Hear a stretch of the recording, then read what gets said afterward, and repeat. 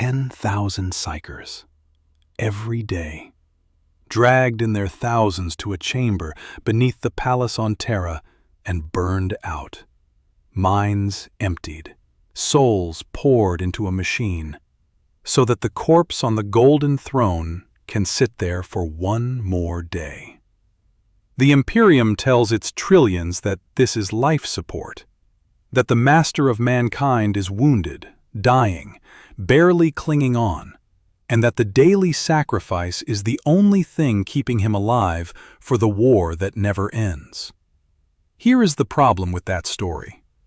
The Emperor is a perpetual. He is the one kind of being in the entire setting that does not need life support, because he does not stay dead. A perpetual heals. A perpetual returns. Horus didn't kill him because you can't kill him. So why does a being who can't die need 10,000 lives a day to stay alive? He doesn't. He needs them to stay dead. The golden throne isn't a hospital bed. It's a lock. And the daily sacrifice is the key turning, over and over, 10,000 times a day, to keep shut the one door in the galaxy that must never open. The official doctrine is precise about what it claims. The Codex language calls the Emperor a rotting carcass writhing invisibly with power from the dark age of technology. His body can't support life. His physical form sits immobile, has sat immobile for 100 centuries, while his mind remains active in the warp, directing the astronomicon that guides every ship through the void, holding back demonic forces that press against the psychic wards of the imperial palace, sustaining the soul binding that tethers thousands of astropaths to sanity across 1,000,000 worlds. The sacrifice powers this process. 10,000 souls per day, consumed so the machinery keeps running. The Adeptus Ministorum built a state religion on this architecture, declared doubt heretical, and made questioning it punishable by death. What the Imperium has never formally asked is the question that breaks the entire structure. If the Emperor can't permanently die, if his biology categorically prevents death from being anything more than a temporary condition, then the sacrifice isn't keeping him alive. It's keeping him from coming back. Those aren't the same function. They are, in fact, opposite functions. And once you understand that distinction, the architecture of imperial faith resolves into something that looks less like a vigil and more like a maintenance schedule for a lock that must not fail, because nobody knows with certainty what happens if it does. To understand what the throne is actually doing, you need to understand what a perpetual is, not as a concept, but as a biological reality with documented, observable mechanics. A perpetual is a rare human mutant whose cellular regeneration operates beyond the threshold that makes death meaningful. Dismemberment does not kill one. Decapitation does not kill one. Complete molecular disintegration does not kill one. The regeneration is intrinsic, self-initiating, requiring no external intervention, no ritual maintenance, no ongoing fuel supply. A perpetual does not stay dead because the body categorically won't permit it. Every cell that can be destroyed is rebuilt from whatever substrate remains. The process runs backward from death until the organism is functional again. Automatic, inevitable, biologically mandated. The clearest documented proof of what this looks like in practice is Vulcan, primarch of the salamanders, created from the Emperor's own genetic material and, like his father, a perpetual. After the drop site massacre at Istvan V in 006.M31, Vulcan is taken prisoner by Conrad Kurz, primarch of the Night Lords. What follows, detailed across Nick Kime's 2013 novel Vulcan Lives, isn't a battle. It's a structured experiment in impossibility. Kurz is a precognitive who has seen his own death and the deaths of others in exact detail for his entire existence. He applies that same precision to the problem of killing something that can't stay killed. He subjects Vulcan to incineration, the Primarch burned to the skeleton and cooling on stone floors in the hold of a flagship built for apocalyptic war. He subjects him to vacuum, to crushing, to physical destruction across every method he can devise. Each time Vulcan dies in one cell, he wakes in another. His eyes open in the dark. His chest rises. His bones knit in the hours before the next round begins. Kurz breaks down, not from exhaustion, but from the accumulated recognition that he is running the same impossible equation repeatedly and getting the same result. He can't kill Vulcan because killing Vulcan isn't a thing that can be done through physical trauma, any physical trauma. The salamander's battle cry, "Vulcan lives," isn't rhetorical. It's biological fact rendered as war shout. There is exactly one confirmed exception to this, one substance capable of permanently suppressing perpetual regeneration, the fulgurite. Not a weapon in any ordinary sense. The fulgurite is a spear whose anathema properties can stop a perpetual's regeneration entirely. In The Unremembered Empire, the operative John Grammaticus drives the fulgurite through Vulcan's heart on the Cabal's orders. The regeneration stops. The biological imperative toward return, the force that shrugged off Kurz's systematic torture, simply ceases. What follows isn't ordinary perpetual biology reasserting itself. It requires an extraordinary metaphysical event tied to the Emperor's own psychic imprint within the spear, not Vulcan's internal drive. The crystallized essence of the most powerful perpetual ever born, imposed from outside, overriding Vulcan's nature entirely. The fulgurite is a data point. The one confirmed pathway to permanent perpetual death runs through that connection to the Emperor, his essence, made physical, imposed on another perpetual's biology. Remember that relationship between cause and effect.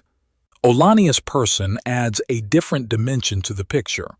The oldest perpetual in canon, born before recorded history, present at the earliest documented interactions between what would become the Emperor and the forces that would eventually become chaos.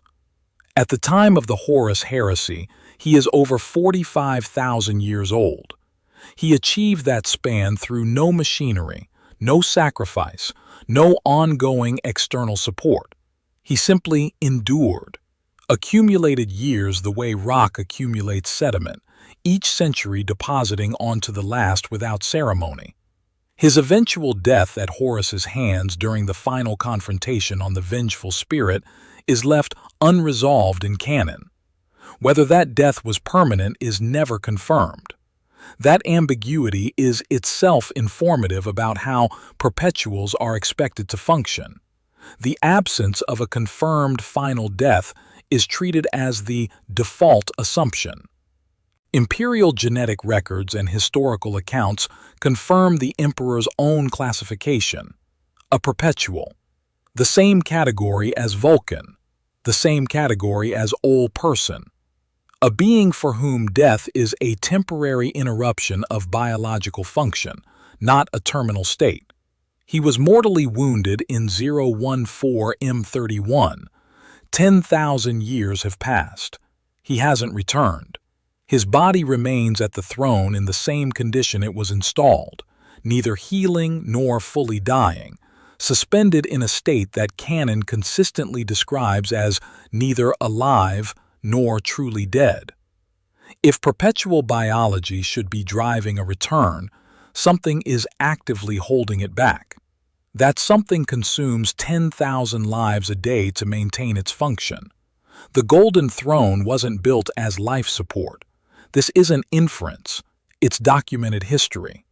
The device was discovered buried in the desert ruins of Asia during the Unification Wars, a relic of the dark age of technology whose exact origin remains unknown, predating the Emperor's own unification campaigns. Its core function, when he found it and began the modification process, was psychic amplification and webway access. Not healing, not sustaining, connecting. Projecting a sufficiently powerful psychic presence through a portal into the labyrinthine dimension of the webway, creating a gateway humanity could use to travel between the stars without touching the warp at all. The Emperor directed tens of thousands of Mechanicum tech priests into the modification work. The project took decades. The secrecy was absolute. Even Malkador the Sigillite, his regent and closest advisor, was initially kept ignorant. Even the Primarchs were told nothing, because if it succeeded, the throne and its webway project would render navigators obsolete, would sever humanity's dependence on warp travel entirely, would eliminate the primary vector through which chaos could touch human minds at the population level. The Golden Throne was the fulcrum of the most ambitious plan in human history, and life support was nowhere in the design specification. Magnus the Red's psychic sending, catastrophic in its effects despite its protective intentions, tore through the shielding the Emperor had spent years constructing around the Webway project. Demons poured through the breach.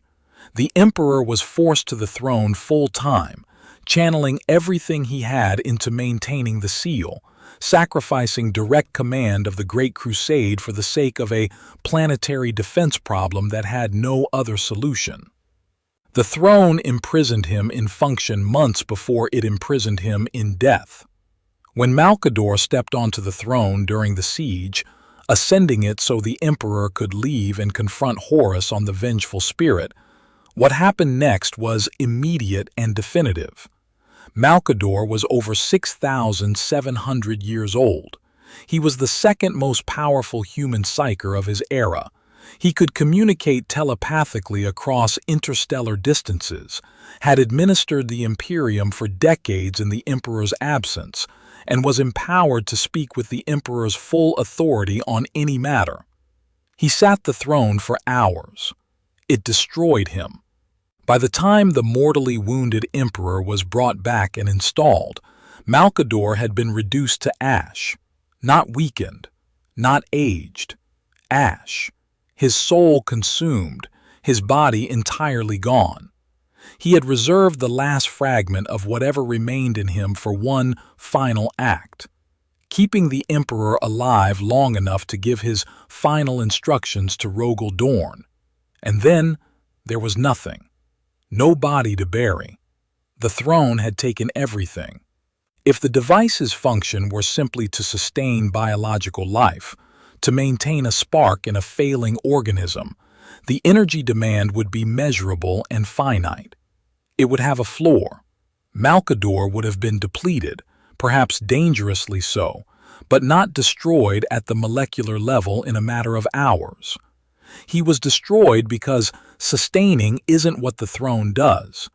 It channels and contains a force of psychic magnitude that no ordinary human biology can carry for long, projecting the Emperor's presence simultaneously across real space and the warp, maintaining the Webway seal, sustaining every function that depends on that psychic presence being held at a specific location and intensity. Malkador wasn't destroyed by the effort of nursing a patient. He was destroyed by the effort of being a conduit for a current his biology was never built to carry. The Emperor's biology was built to carry it, but not in the way a stronger patient survives treatment that would kill a weaker one. In the way a transformer handles a current that would incinerate a circuit breaker. The current passes through. The transformer holds it. Neither process is about giving the transformer more power. It's about maintaining a specific mechanical relationship with a force that has nowhere else to go. Imperial accounts from multiple traditions use a specific word for what the throne does to the Emperor. It binds him to the material realm, not sustains, not nourishes, binds. You sustain something you need to keep going. You bind something you need to keep in place. Those verbs point in opposite directions. The Emperor arranged the mechanism that would bind him before he needed to be bound. Pre-planned, not improvised by Dorn in the chaos of installation. Designed in advance by the Emperor, who anticipated what was coming and prepared the containment apparatus before the moment it would be needed. A perpetual arranging the fuel supply for the lock that will hold his own death in place does this before the lock is required. After is too late. The bookmark metaphor is exact. A book held open to a specific page does not advance. The story does not continue. Every day the sacrifice completes its function is another day the throne holds the Emperor at the precise instant of his wounding, the exact moment of his death. His perpetual biology straining against the mechanism holding because 10,000 more lives have paid for another rotation. The Astronomicon keeps running. The wards hold. The page stays on the same line. What those souls do when they enter the throne's machinery clarifies the mechanic further. They function as soul fuel, energy that maintains the psychic infrastructure the device requires to operate. The Astronomicon runs through the Emperor as a conduit. Souls feed in, power flows out, through a body that functions as a channel, not a recipient. The living beneficiaries of that energy are the navigation systems of 1,000,000 ships, the astropaths on 1,000 worlds. Every function that requires the Emperor's psychic presence to be operational at a specific location and magnitude. He is the pipe. The throne is keeping the pipe from moving. More fuel means the pipe stays in place for another day. It does not mean the pipe heals. This is why increasing the sacrifice has never produced recovery. If the souls were sustaining biological life, more souls would accelerate restoration. More energy would mean faster regeneration, more function, eventual return. Instead, more sacrifice maintains a static condition. The lock holds longer. The door stays shut for another day. The same terrible page stays open. Behind that door, 3 candidates present themselves for what would emerge if the mechanism failed. None of them offer comfort. The oldest reading, present from the original Rogue Trader era, identifies something called the Star Child, described as a mysterious entity representing the soul of the Emperor of mankind. If his body fully releases, if the mechanism fails and the soul departs freely into the warp, the human element of his nature, the compassion and hope he reportedly expelled from himself during the transformation sequence at the siege, might survive, accumulate, and eventually reconstitute in a form capable of confronting the Chaos Gods directly.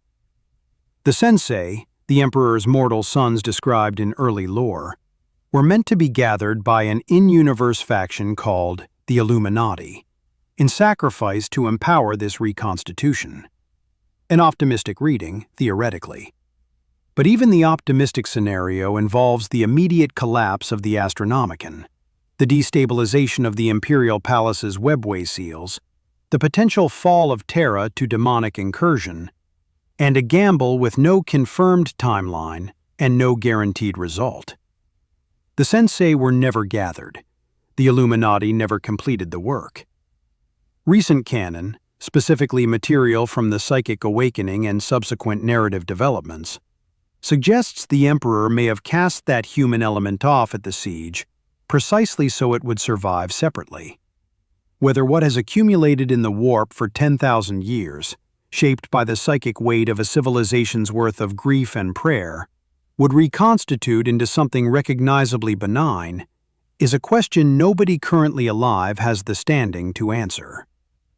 The institutional response to this possibility has been to keep the door locked anyway. That response tells you something about how confident the closest observers are that the optimistic scenario would manifest.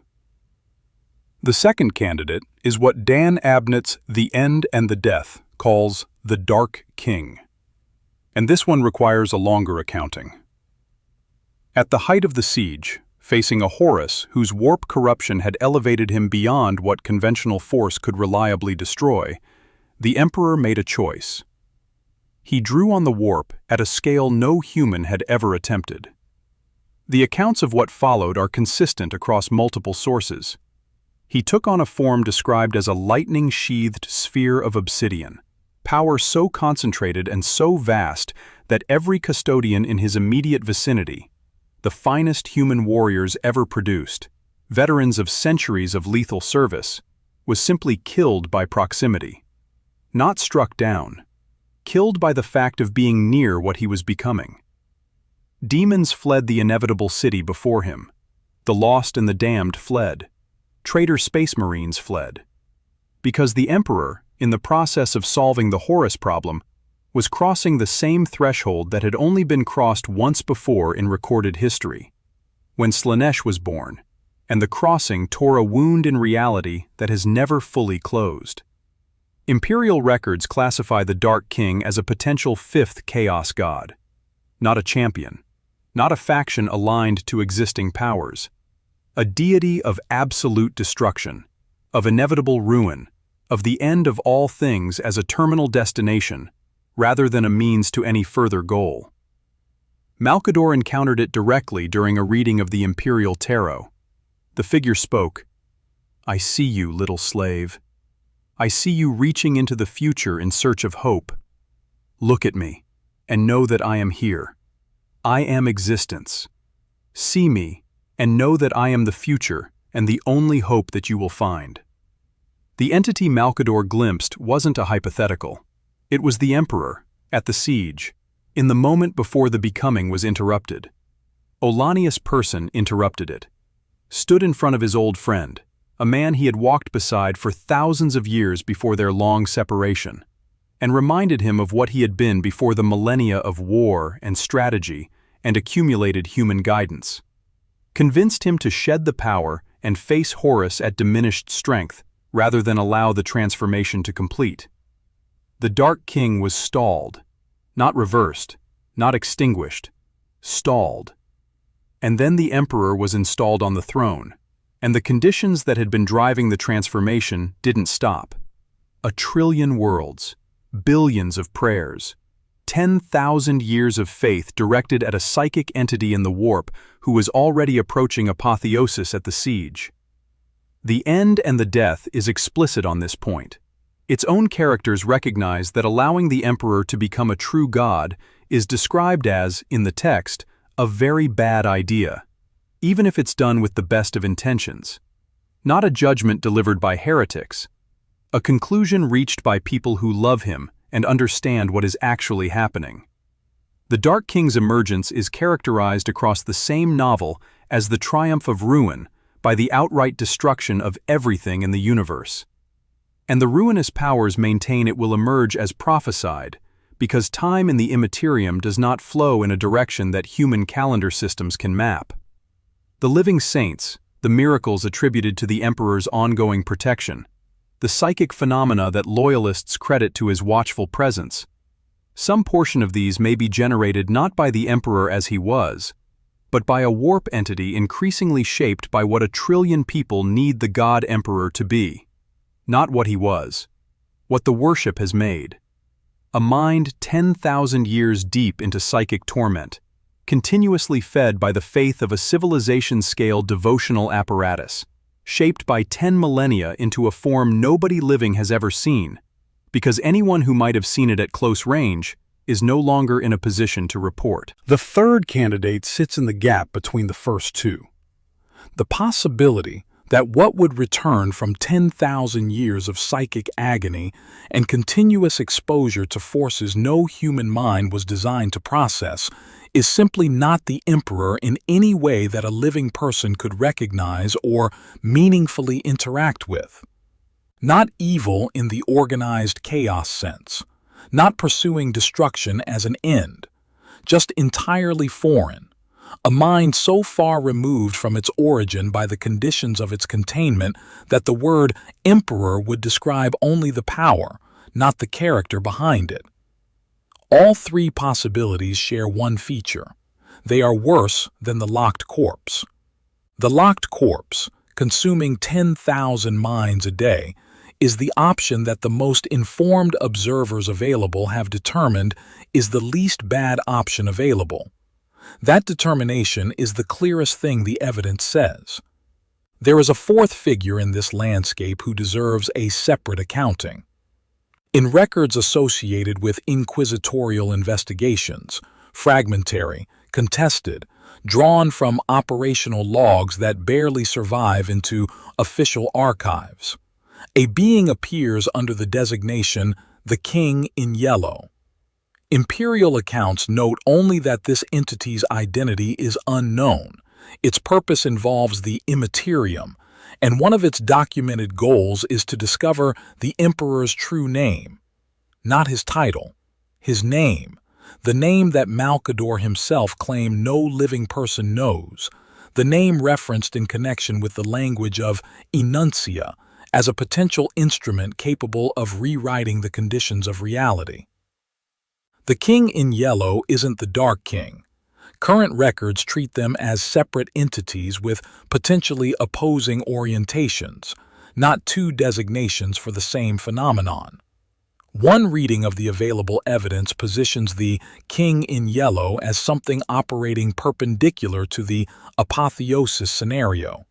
Not a guardian of the Emperor, but a being whose interests run against the Dark King's emergence, and who is moving pieces on a board that no living human analyst can fully see. Constantine Valdor, first chief custodian, present at the siege, present at the Emperor's installation, one of the very few people alive at that moment who understood exactly what the throne was doing, disappeared from imperial records after the heresy and has never been officially accounted for. The most recent lore developments suggest he has been operating in the warp, amassing forces whose composition does not map cleanly onto any existing imperial institution. Whether his work represents an attempt to prevent or to enable the Emperor's departure from the throne, whether he is trying to open the door or reinforce the lock, isn't settled in available accounts. What is settled is that the situation around the Golden Throne has more active parties watching it than imperial faith acknowledges, and at least some of those parties aren't motivated by devotion to the Emperor's continued static existence. The Adeptus Custodes maintain the Sanctum Imperialis, with a sentry rotation drawn from the Heteron Guard, warriors assigned not to tend a patient, but to watch for something dangerous. Their language for the Emperor is carefully, persistently paradoxical. Not alive, not dead, silent repose, in vigil, watched over. These are the words a sophisticated institution would choose if the honest description of the subject's state was both accurate and catastrophic to speak aloud within earshot of a faithful civilization. Not because the custodes lie in the ordinary sense, because the most accurate available formulation of the Emperor's condition admits no clean words, and the cleanest available formulation is also the most dangerous one to speak where it might be heard and understood and repeated. The Adeptus Mechanicus knows the throne is failing, not as suspicion, as measured, documented, increasingly unmanageable operational reality. Recurring faults have developed in the mechanisms. Faults assessed internally as beyond the current Mechanicus's capacity to repair. Several senior tech priests have proposed interventions. Most have been rejected. The proposals that were approved and implemented slowed the degradation without arresting it. The ancient mechanisms continue their decline. This information is suppressed at high institutional levels, actively withheld from the wider Imperium, because its release would be catastrophic. The operational logic of suppression fits one scenario and not the other. Life support failure gets disclosed to managing institutions. It triggers escalation, alternative treatment, and eventually, grief. Containment failure gets suppressed because what it contains can't be disclosed.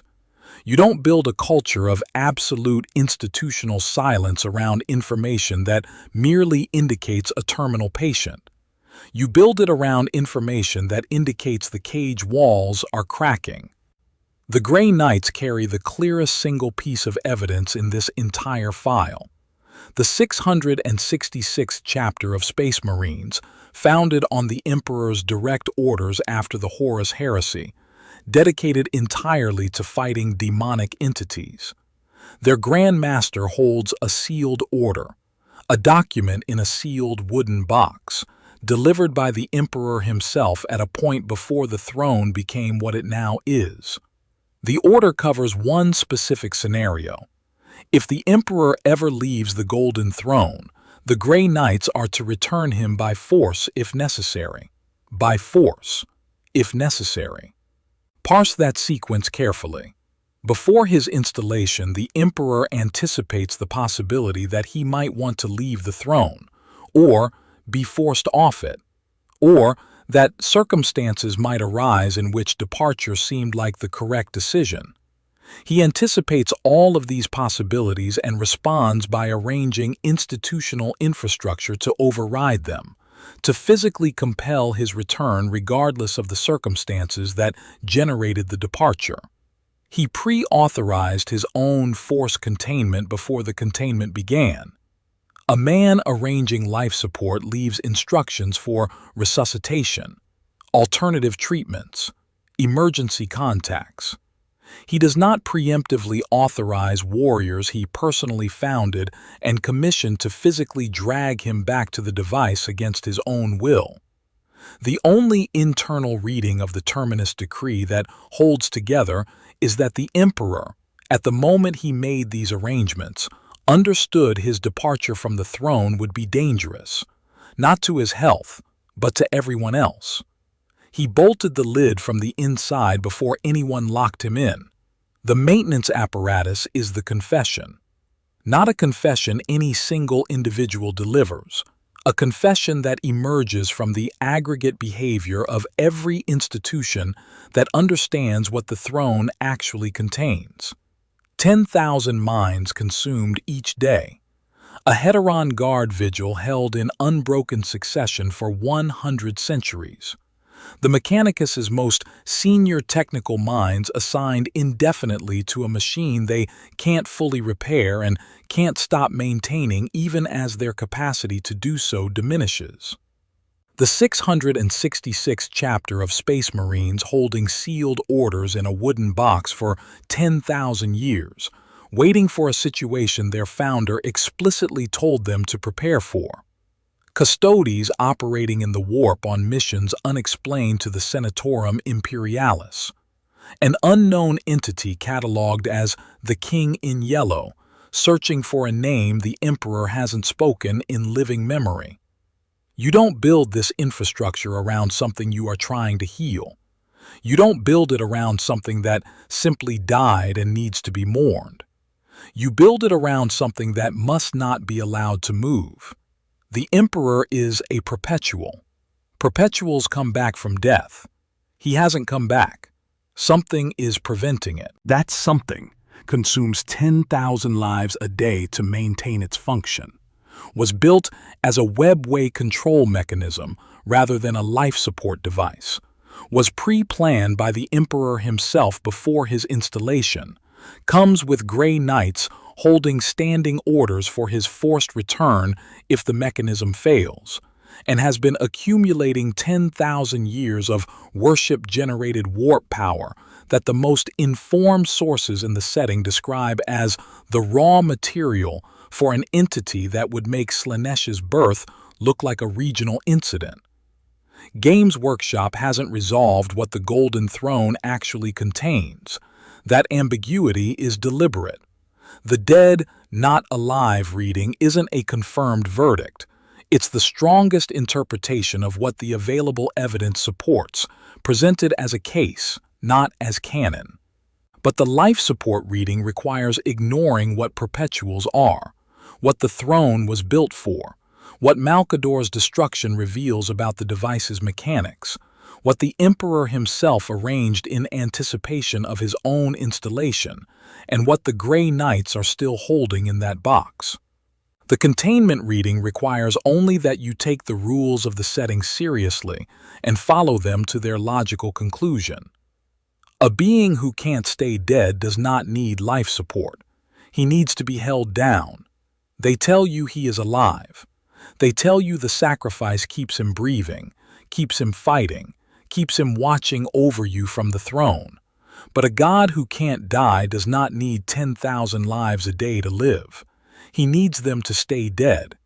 Every prayer you have ever heard whispered to the master of mankind was whispered to a corpse, and the 10,000 who die for him each dawn don't die to keep him alive. They die to keep him from waking up. The Imperium has spent 10,000 years building the most magnificent tomb in the galaxy, and it calls the man inside it an emperor so that no one ever asks why the lid is bolted from the outside. Subscribe for more stories like this.